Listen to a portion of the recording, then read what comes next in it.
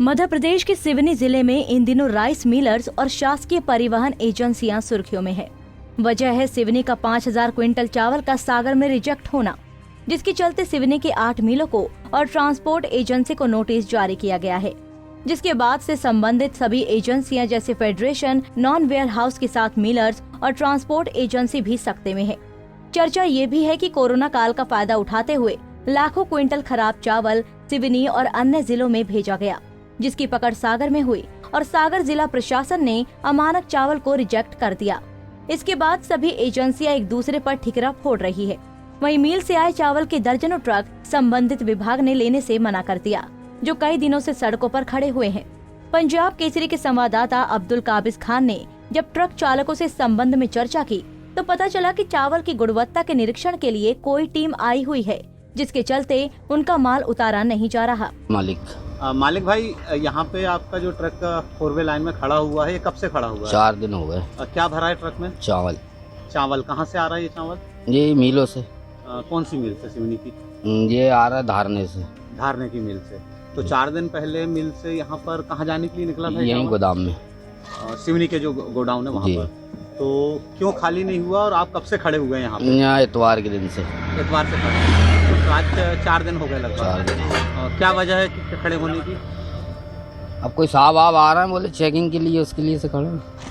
तो जैसा कि यहाँ पर हमें ट्रक ड्राइवरों ने बताया, लगभग मैं बता दूं कि लगभग 20 से 25 ट्रक यहाँ पर चावल, जो आप हमारे कैमरे में यहाँ पे देख सकते हैं, पिछले 4 दिनों से यहाँ पर ट्रक खड़े हुए हैं, जिसमें मिलर्स के द्वारा जो धान से चावल निकाला जाता है वो चावल है। और इस चावल को गोडाउनों में यहाँ पर शिफ्ट करने के लिए लाया गया था पिछले 4 दिन पहले, लेकिन कुछ कारण है जिन कारणों की वजह से यहाँ पर ट्रक खाली नहीं हुए हैं और ये हाईवे पे खड़े हुए हैं। यहाँ पर जिस तरीके से हाईवे में पूरी लाइन लगी हुई है, ऐसे ही 25-30 ट्रक और आगे भी खड़े हुए हैं। निश्चित तौर पर ये दुर्घटनाओं को भी आमंत्रित कर सकते हैं। साथ में जब हमने यहाँ पर गोडाउनों में जाकर वहाँ पर नान के अधिकारियों से जानना चाहा कि ये ट्रक अभी तक खाली क्यों नहीं हुए, तो वहाँ पर बताया गया कि वहाँ पर अभी माल की कैपेबिलिटी जो रखने की है वो नहीं है। उसको जैसे ही क्लियर होगी तो हम यहाँ पर चावलों को खाली करेंगे।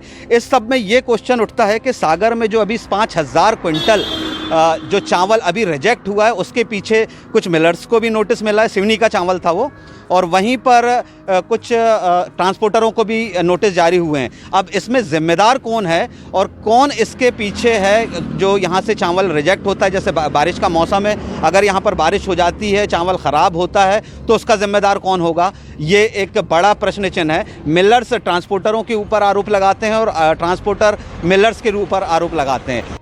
इस संबंध में जब हमने मिलर्स एसोसिएशन के प्रदेश कार्यकारी अध्यक्ष आशीष अग्रवाल से बात की तो उन्होंने अपने मिलर्स का पक्ष रखते हुए अपने आप को पाक साफ बताया और अन्य एजेंसियों को जिम्मेदार ठहराया। भाई साहब, ऐसा है कि सिवनी जिले से चावल सागर रैक के माध्यम से गया था और पिछले सप्ताह, जैसे आपको भी जानकारी है, कि बहुत भारी बारिश हुई थी, जिसके चलते यहाँ सिवनी में रैक पॉइंट है नहीं। यहाँ से पहले चावल जो है छिंदवाड़ा भेजा जाता है रैक पॉइंट पे परिवहन करा के विभाग के द्वारा, और बाद में फिर वहाँ से रैक में लोड होके वो माल भेजा जाता है जिस भी ज़िले में रैक प्रेषित की जानी होती है।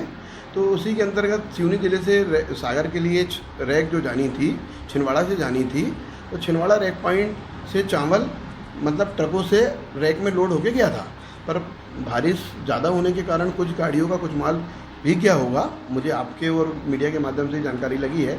और उसी के कारण जब गीला माल वहाँ रैक पहुँची तो वो माल चूँकि वहाँ उस ज़िले को गीला प्राप्त हुआ, इसलिए विभाग के द्वारा जो है मिलर्स को नोटिस जारी किए गए। फिर बाद में हमारे द्वारा विभाग को बता दिया गया कि भाई इसमें मिलर्स की कोई गलती नहीं है, क्योंकि माल हमारा मिलर्स का काम तो जो है वेयर हाउस में चावल जमा किया जाता है, और जब वेयर हाउस में जब चावल मिलर्स के द्वारा जमा किया जाता है तो उसके बाद में उसकी जांच की जाती है, उसके बाद ही वो माल जमा होता है। उसके बाद में उसके जबलपुर, भोपाल कई लेवल पे उसकी जांच होती है। तो चावल मतलब ख़राब होने का सवाल ही नहीं उठता। माल जमा होने के बाद यदि रास्ते में रैक में भेजने में कहीं गीला हो जाता है, उसमें मिलर्स की कोई जवाबदारी नहीं है। इसमें यानी आपकी बातों से सीधे सीधे ये पता चलता है कि ट्रांसपोर्टिंग में जो बारिश हुई होगी ट्रांसपोर्टिंग के दौरान, उसी बीच माल ख़राब हुआ होगा। क्या वजह है कि मिलर्स को नोटिस जारी किए गए इस समय? देखिए, ऐसा है कि जब संबंधित ज़िले में रैक पहुंची यदि माल में किसी भी प्रकार की कोई त्रुटि पाई जाती है तो स्वाभाविक है, जो मिलर्स जब माल जमा करते हैं तो बोरियों में मिलर्स के टैग रहते हैं, स्टेंसिल रहती है, मार्कर रहता है। तो प्रथम दृष्टया तो विभाग जो है वो मिलर्स को दोषी समझता है, मानता है, और उसी के अनुसार उन्होंने नोटिस जारी किए। अब चूँकि बारिश हो रही थी लगातार, पिछले हफ्ते कई दिनों तक बारिश हुई, तो गाड़ी वालों की लापरवाही, या हो सकता है सागर में वहाँ रैक पहुँचने के बाद रैक पॉइंट से लेकर गोदामों में माल जाने में माल गीला हुआ, वो मुझे पता नहीं है, पर इसमें मिलर्स कहीं भी दोषी नहीं है। उन्होंने यदि हमको नोटिस जारी किया, हमने उसका जवाब दिया है। वहीं दूसरी तरफ मामले की गंभीरता को भांपते हुए सिवनी विधायक दिनेश राय मुनमुन अचानक सिवनी के नरेला स्थित वेयर हाउस और ओपन टैग पहुंचे, जहां सिवनी की लाखों टन धान रखी है। उनके साथ मिलर्स एसोसिएशन के अनेकों सदस्य भी मौजूद थे।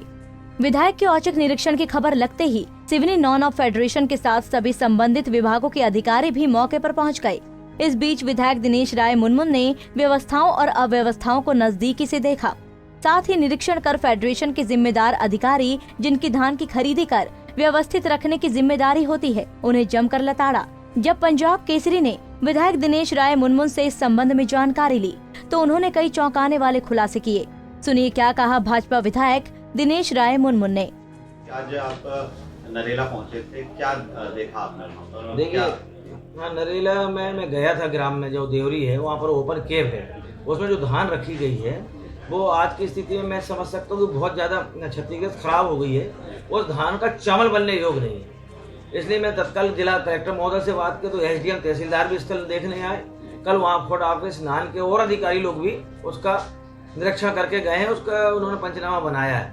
अगर उस चावल से, उस धान से अगर हम चावल बनाएंगे तो उसकी क्वालिटी क्वांटिटी सब खराब रहेगी और हमारे जनता गरीब के अगर अनाज दे दिया जाएगा उससे महामारी फैलने का खतरा है। तो मैं समझता हूँ इस धान का किसी भी हालत से राइस मिलों को ना दिया जाए। पहली बात, इसके पीछे मैं जो मानता हूँ मध्य प्रदेश सरकार से भी चाहता हूँ, माननीय मुख्यमंत्री जी को विशेषकर ध्यान दिलाना चाहता हूँ, ये बहुत बड़ा गोरख धंधा है उन अधिकारियों के द्वारा जिनकी संरक्षण में जो धान रखी गई थी उनके द्वारा खराब केप लगाकर पूरी धान सड़ाई गई है। इसके पीछे इनका सिर्फ एक ही राज है कि इस धान को सस्ते दामों में शराब ठेकेदार को दिया जाए। ये धान सिर्फ 10% खराब है, 90% धान अच्छी है, और जब शराब ठेकेदार को जो धान दी जाएगी। विधायक का सीधा आरोप है कि धान खराब करने के पीछे फेडरेशन के अधिकारियों का एक बड़ा षड्यंत्र है। ये इस धान को शराब माफियाओं के साथ साठगांठ से खराब करते हैं और फिर उसे उन्हें औने पौने दाम पर बेच देते हैं। वहीं विधायक ने कहा कि इस फर्जीवाड़े में शामिल दोषियों को बख्शा नहीं जाएगा। पंजाब केसरी के लिए सिवनी से अब्दुल काबिज खान की रिपोर्ट।